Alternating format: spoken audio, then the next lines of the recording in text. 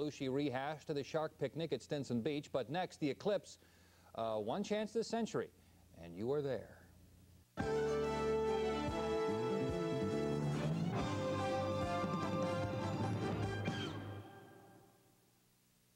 There's a river, the Sacramento. As it ambles southward past Old Sacramento, it forms a pocket, an area that's quiet and clean. And while the rest of the world maintains its frantic pace, this pocket remains quiet and clean. That's the way it will always be, because that's the way the people who have found homes here have kept it. The Greenhaven pocket area. There are more homes to be found here. Just follow the river. It is a rare treat, and one you ought not to miss, and we say this knowing full well that we are chasing you away from your TV sets so that you can run outside to get a quick look. Remember, this lunar eclipse won't occur again until, well, trust us, you won't be there. A lunar eclipse is defined scientifically as the interposition of the Earth between the Sun and the Moon. Not really a rare phenomenon. Man has known how and why the Moon occasionally gets dark since the days of the Roman Empire. Knowledge he sometimes put to good use.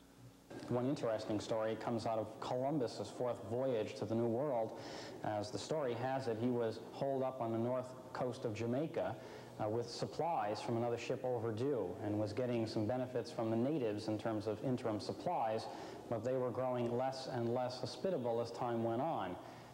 They were at the point of creating problems for Columbus when he happened to note that an eclipse would occur on that evening, and threatened that if they did not give him his supplies, he would darken the moon. The eclipse occurred on schedule. We understand it frightened the natives sufficiently to give Columbus what he wanted.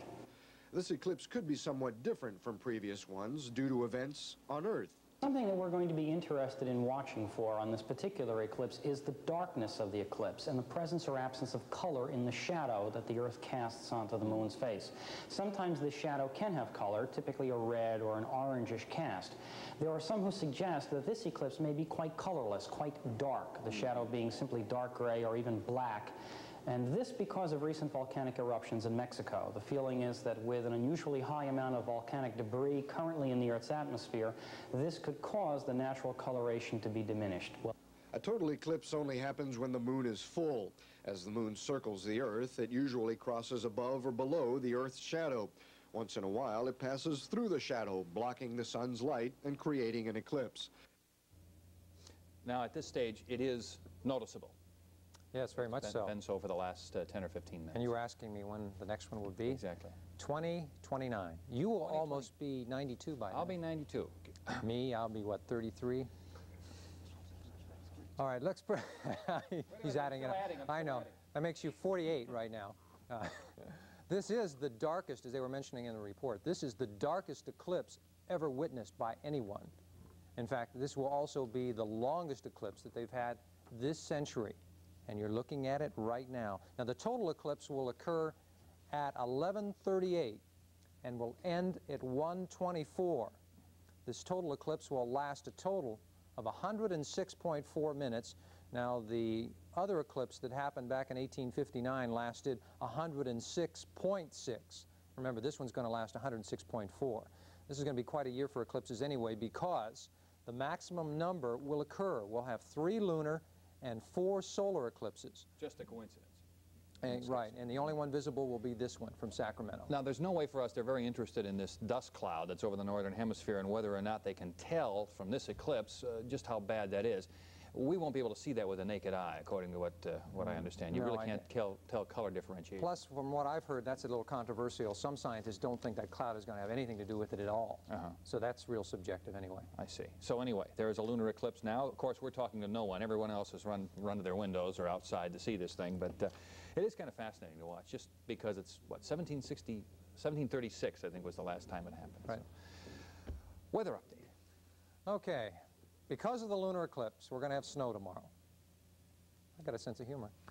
All right, we're looking for fair weather tomorrow. Temperature probably 90, 91 degrees. A little bit of variable cloudiness moving in by late Tuesday, Wednesday, because we have a big cold front that's off the coast. The cold front is coming in, but most of it, the brunt of the system, is going to move north of us. And so they'll have some rain, maybe in the extreme northern portions of California, Washington and Oregon, but nothing here. It's going to be nice for the next couple of days. That's weather.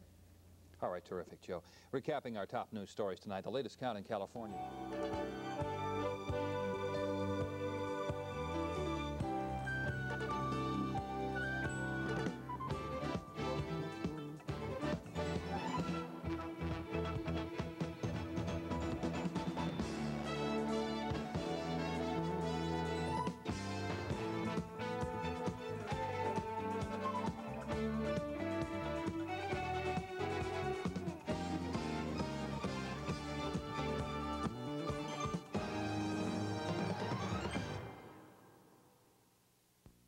Night on, I use every means in my power to fight you. The classic tale of medieval England.